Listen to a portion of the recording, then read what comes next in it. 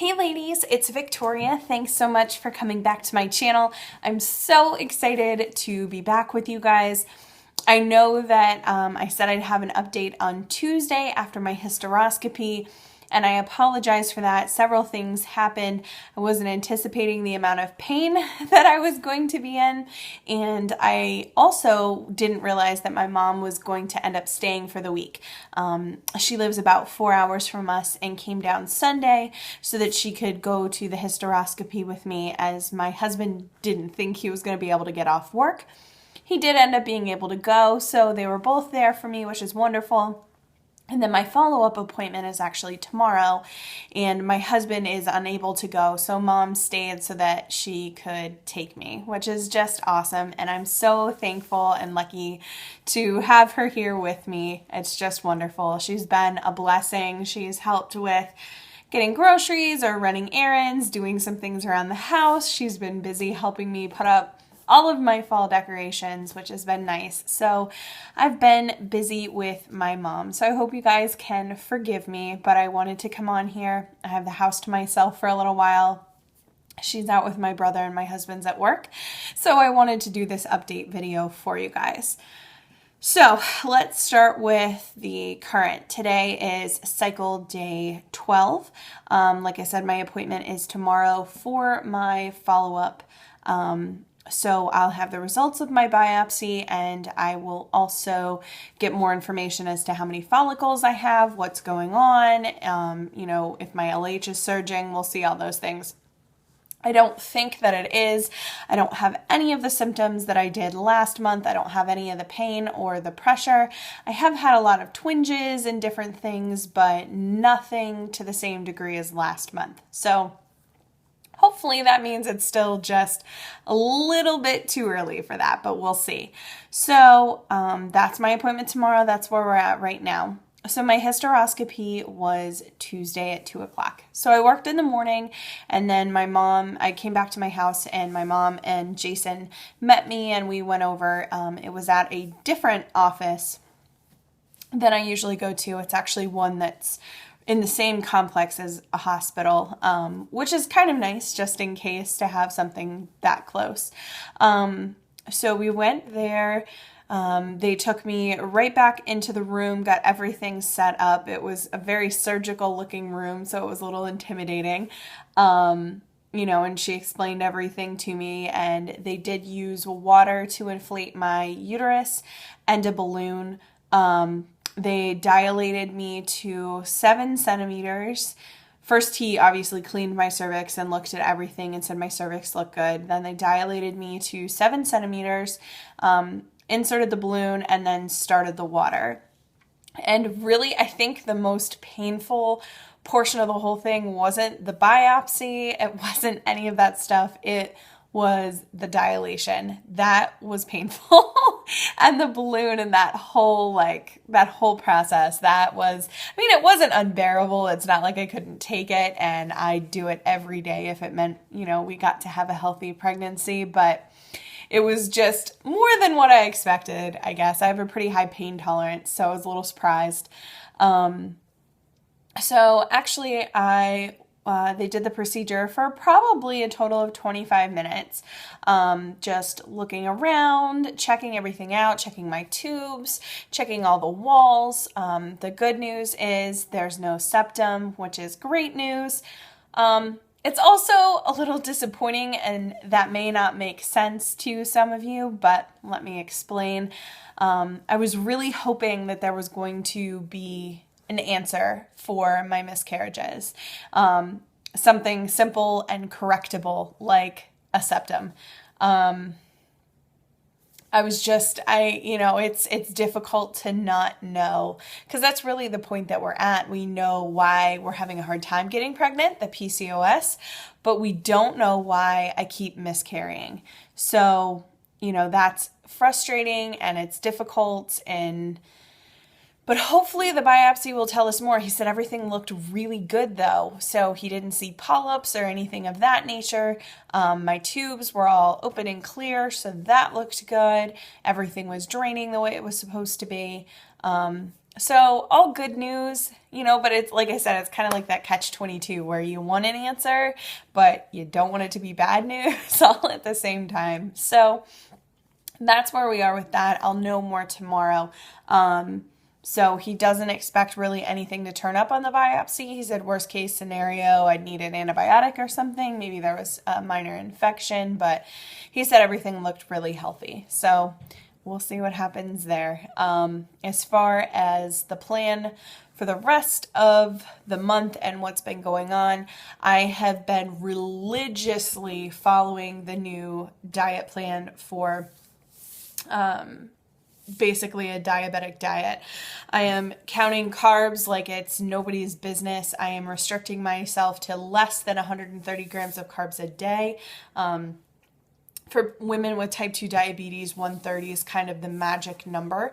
So I'm trying to stay under that even since my numbers are so out of control. And like I said, if you missed that video, I'm not diabetic, but my insulin resistance is so bad that it puts my numbers pretty close to that. And I don't want to step over that line. So I'm trying to move everything back as much as we can before my next round of blood work so that I don't have to go maybe not on medication at all, but most likely I will. So we're just trying to be on the lowest dose possible.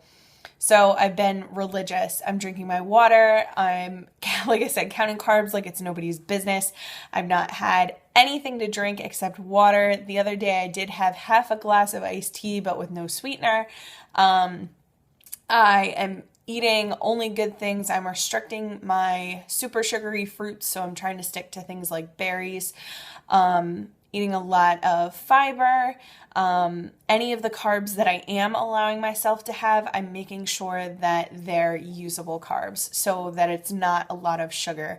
So even I found a really awesome popcorn at Trader Joe's. It's like a no kernel kind of puff popcorn or whatever.